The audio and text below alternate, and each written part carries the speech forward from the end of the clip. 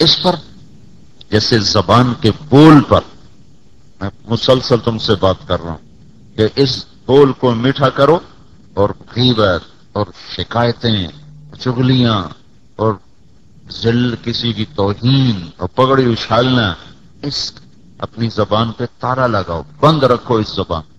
ایسے ہی اس زبان کو، اس منہ کو ایک تو حرام سے تو بچانا ہی ہے، فضول کھانوں سے بچاؤ اور اندھا دھند کھانے سے بچاؤ. یہ کوئی انسانیت نہیں ہے. کھاتے ہی رہنا اور زیادہ کھانا یہ کوئی انسانیت نہیں ہے. کم کھانا انسانیت. تو اللہ نے وجود دیا ہے موت تک، یہ اللہ کی امانت ہے میرے پاس، اس سے سنبھال کے رکھنا میرے ذمے ہے. بیماری، صحت، موت اللہ کا ارادہ ہے. سارے حفظان صحت کے اصولوں کی پابندی کے بعد بھی بیمار کر دے اسے قدرت. لیکن جیسے میں مکلف ہوں کہ زمین میں دانا بکھیروں، اب اسے کپاس اور گندم کی شکل میں نکالے گا اللہ. بکھیرنا میرے ذمے ہے، تو احتیاط ہمارے ذمے ہے. آپ کبھی مصلے پہ کھڑے ہوگے، کبھی ممبر پہ بیٹھو گے، کبھی اللہ کی بات لوگوں کو کر رہے ہوگے، تو آپ کی شخصیت اور آپ کا جو ہندام، اس کو ایک اور لفظ آتا ہے ہندام، ہندام سر سے لے کر جس کو کہتے ہیں سراپا، ہندام سراپا، یہ تمہارا وجود اور سراپا ہے، یہ تمہارے زبان کے چسکے کی وجہ سے خراب نہ ہو چکا. وہ تین والزیتون، دو اعلی غذاؤں کا ذکر ہے یہ تمہیں اللہ تعالی نظام طعام بتا رہا ہے کہ مسلمان ایویں نہیں اندھا دھند کھاتا رہتا. اس کے کھانے کا ایک ترتیب ہے، اس کے کھانے کے کچھ اصول ہیں جس کے تحت وہ کھاتا ہے. جو میں کل ہی آپ کے استادوں کو بتا رہا تھا کہ ایک حدیث ہے شمائل ترمذی میں کہ کھانے کے پیٹ کے 3 حصے کرو، ایک سانس کے لیے، ایک پانی کے لیے اور ایک غذا کے لیے. تم ایسے کھاتے ہو کہ تمہارا سانس بھی اٹک جاتا، سانس لینا مشکل ہو رہا تھا، نماز پڑھنی مشکل ہو رہے تھے. ٹھیک ہے تم 3 حصے نہ کرو، 2 حصے کر لو، 2 حصے کر لو، 2 حصے کھا لو، سانس کے لیے تو رکھ لو، سانس کے لیے کچھ رکھ لو. ویسے بھی کھانے کے ساتھ پانی کم پینا چاہیے، بہت کم پینا چاہیے، اس سے تمہاری غذا کا قوام صحیح بنے گا. نہ پیو تو اور بہتر ہے، پینا ہو 2-4 گھونٹ سے زیادہ پانی نہیں پینا چاہیے، اس سے غذا کا قوام بہتر بنتا ہے اور معدے کو اسے کرش کرنے میں، اس کو یوں پھرتا ہے نا چکی کی طرح چلتا ہے، تو اس کو پیسنے میں اس کو آسانی رہتی. جب اس میں پانی ڈل جاتا ہے تو پھر وہ پھیل جاتا ہے، پھر اس کو یوں اسے پیسنا اس کے لیے مشکل ہو جاتا. والتین والزیتون، غذاؤں پہ موت تک قابو رکھو، پرایا دسترخوان ہو یا اپنا دسترخوان. مفت کے کھانے بشاشت سے کھائے جاتے ہیں نا. اپنے کھانے میں تو وہ پیراں دی گھوڑی واپس آئی تھے ہنکی، پیر صاحب آ کے ہوں گھر آ گئی ہیں. پیر جاتے ہیں نا جب، تو ان کی گھوڑیوں کی بھی موج ہوتی، ان کو بھی نئے نئے چارے ملتے ہیں اور بڑے ان کو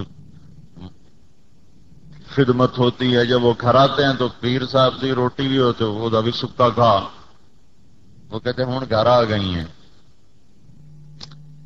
تو اپنے دسترخوان پر پیٹ کے غلام نہ بنو، چسکے کے غلام نہ بنو، بلکہ اپنوں پر قابو رکھو. اپنی صحت کے لیے، کام کرنے کے لیے. مجھے ایک آدمی کہنے لگا، بھائی عبدالرشید صورتی صاحب، میرا ان کا سفر اکٹھا ہوا تھا، تو انہوں نے مجھے دیکھا میں بہت کم کھاتا ہوں، تو میں نے تمہیں پہلے بتایا تھا کہ میں تو معدے کا، آنتوں کا بیمار ہو گیا ڈائمنڈ میں جاتے ہی. تو میرا کھانا بیماری کی وجہ سے کم ہو گیا، نہ کہ مجھے یہ باتیں کسی نے بتائی نہیں تھی، یہ تو میں نے زندگی کے تجربات سے سیکھی ہیں. یہ میں تمہیں سورۃ والتین سے بتا رہا ہوں، یہ کسی تفسیر کی بات نہیں بتا رہا ہوں، یہ اپنی مغز ماری کی چیزیں تمہیں بتا رہا ہوں۔ تو میرا تو قدرتی چھوٹ گیا۔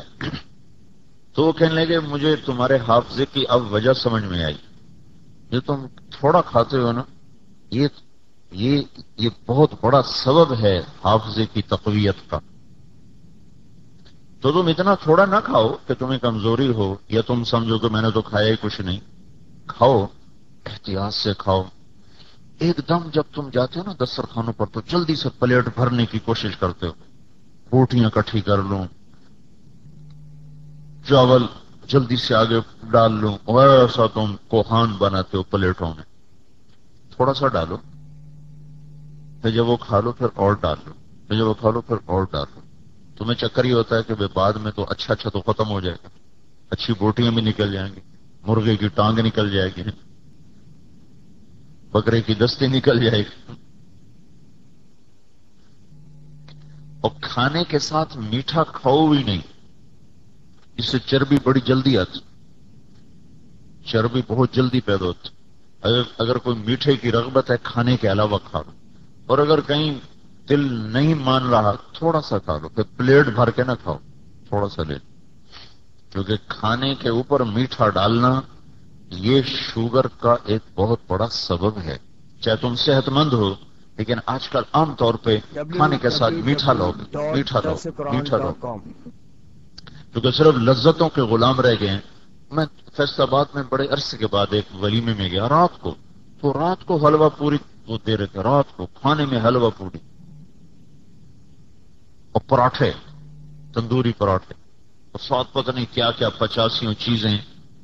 تو تمہیں کبھی کسی دعوت میں، گھر میں، کسی جگہ بیٹھنے کا موقع ملے، پلیٹ بھرو نہیں، تھوڑا سا لے لو، اگر ضرورت محسوس ہو پھر دوبارہ لے لو، پھر محسوس ہو پھر دوبارہ۔ اس لینے میں کوئی حرج نہیں، نہ تم معیوب نظر آؤ گے نہ برے نظر آؤ گے، لیکن تم نے ایسے پلیٹ اٹھائی تو تم بڑے برے نظر آؤ گے۔ اور اکثر حرص و ہوس کی وجہ سے بھر لیتے ہیں پھر ختم نہیں کر پاتے، پھر چھوڑتے ہیں، پھر خراب کرتے ہیں، تو اللہ کا رزق ضائع ہوتا ہے۔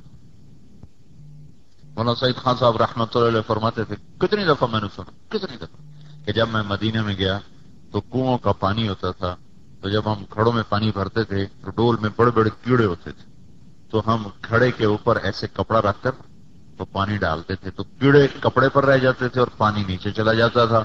وہی پانی پینے کا، وہی پانی سالن میں استعمال کا، وہی پانی نہانے کا، اور کوئی آدمی بیمار نہیں ہوتا تھا۔ اب ہر آدمی وہ شفاف نیسلے کا پانی پی رہا ہے اور ہسپتال بیماروں سے بھرے پڑے ہیں۔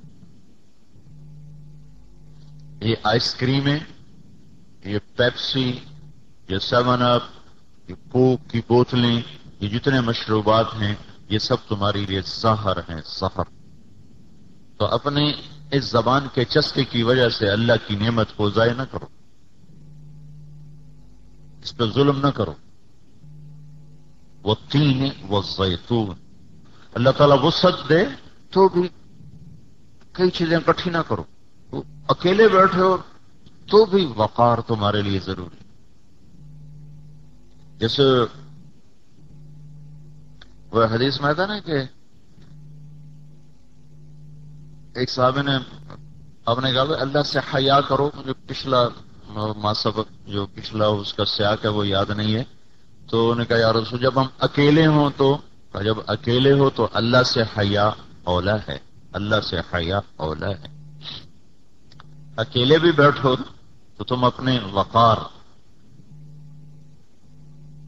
عبید اللہ بن عباس کے پاس نا ایک سائل آیا،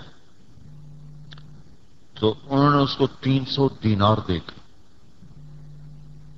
تو ان کا غلام کہنے لگا یہ آدمی 3 دینار پہ راضی ہو سکتا تھا جس کو آپ نے 300 دینار دی۔ کہنے لگے وہ تو 3 پہ راضی ہوتا تھا، میرا من جو 3 پہ راضی نہیں تھا، میں تو 300 پہ ہی راضی ہوتا تھا۔ تو کہنے لگے وہ تو آپ کو جانتے نہیں کہ آپ کون، اس کو تو پتہ نہیں کہ آپ عبید اللہ بن عباس بڑے اشراف قریش میں سے ہیں۔ تو فرمانے لگے اگر وہ مجھے نہیں جانتا تو میں تو اپنے آپ کو جانتا ہوں کہ میں کون، مجھے تو اپنا پتا ہے کہ میں کون۔ ان کی سخاوت ایک ضرب المثل ہے عرب میں۔ عبید اللہ بن عباس، عبداللہ بن عباس کے چھوٹے بھائی، حضرت عبداللہ بن عباس کے علم کی محفل ہوتی تھی، جب وہاں سے لوگ فارغ ہوتے تھے تو عبید اللہ بن عباس کا دسترخوان ہوتا تھا، یہاں پہ لوگ کھاتے تھے۔ ایک دفعہ ایک آدمی نے، جیسے ہو جاتا ہے نا کسی کی عزت ہو جائے تو کچھ لوگ محبت کرتے ہیں، کچھ حسد کرتے ہیں، کچھ محبت کرتے ہیں، کچھ حسد کرتے ہیں۔ حسد انہیں لے ڈوبتا ہے، ان کی نیکیوں کو بھی کھاتا ہے، ان کے عمل کو بھی کھاتا ہے، ان کی شخصیت کو بھی گھن لگ جاتا ہے۔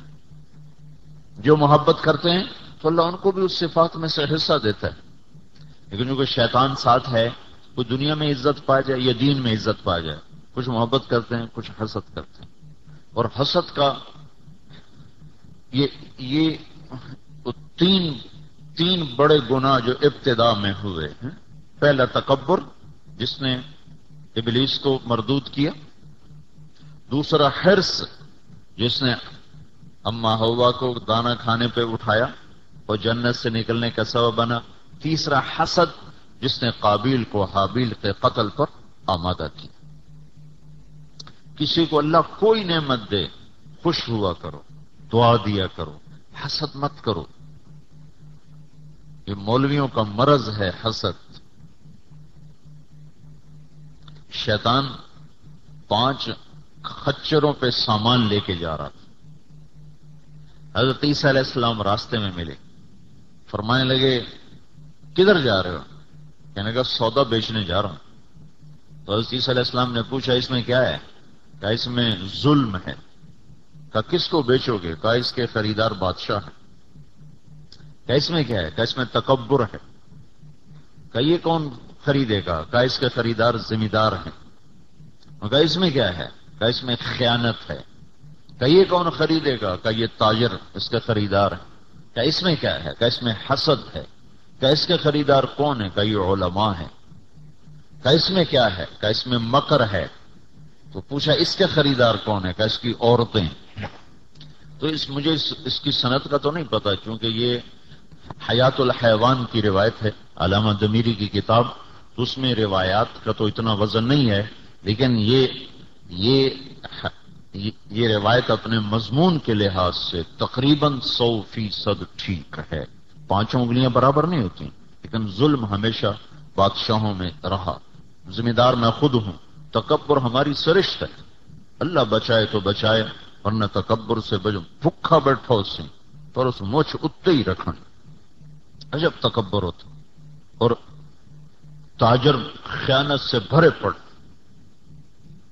خیانت گھٹی میں، حسد مولویوں کی گھٹی میں، 5 انگلیاں برابر نہیں، مکر و فریب عورتوں کی گھٹی میں 5 انگلیاں برابر۔ انہ من کیدکن ان کیدکن عظیم، جن کے مکر کی قرآن نے گواہی جو بڑا طاقتور ہوتا ہے۔ تو جب کسی میں کوئی نعمت دیکھو تو اس کے لیے دعا کرو، اللہ اس کو اور زیادہ دے، اے اللہ مجھے بھی عطا فرما۔ تمہیں کہیں منفی رخ پہ شیطان لے کے نہ چل پڑے کہ یہ کیوں ہے نپو ٹنگ انہوں چھٹو ہیٹھاں۔ ابن القیم رحمت اللہ علیہ بڑے عجیب آدمی گزرے، ان کے تفردات کو چھوڑ کر جو کچھ باقی ہے بس وہ بے مثال، بے مثال۔ تو بدائع تفسیر ہے ان کے تفسیری مقالات، پوری تفسیر انہوں نے نہیں لکھی، لکھتے تو شاید ایک عجب نمونہ ہوتا۔ تو وہ لکھتے ہیں کہ دشمن کا علاج موجود ہے، ادفع باللتی ہی احسن فاذا الذی بینک وبینہ عداوۃ کأنہ ولیج حمیم۔ فاذا جو یہاں آیا ہے فجائیہ، یہ تسلی کے لیے ہے اس شخص کی جو برائی کا جواب اچھائی سے دے۔ بھائی اس کو اٹھاؤ، یہ پیچھے بیٹھو، او بھائی اتنی گہری نیند سو رہا تھا، وہ جو گیت تم نے سنا نہیں میری عمر بھر کا ریاض تھا، میرے درد کی تھی وہ داستاں جسے تم سونے میں اڑا گئے۔ بے وقوف ہو، اتنی محنت سے میں آتا ہوں تو میرے سامنے اونگنے بیٹھ جاتے. شعر تو ہے، میرے درد کی تھی وہ داستاں جسے تم ہنسی میں اڑا گئے. تو فرماتے ہیں دشمنی کا علاج تو ہے ادفع باللتی ہی احسن. چونکہ یہ کام بڑا مشکل ہے تو اللہ تسلی دے رہا ہے، تمہیں زیادہ دن نہیں کرنا پڑے گا، تھوڑے دن کرنا پڑے گا. تو فَإِذَا فوراً، جلد جلد جلد ہی تیرا دشمن تیرا دوست بنے.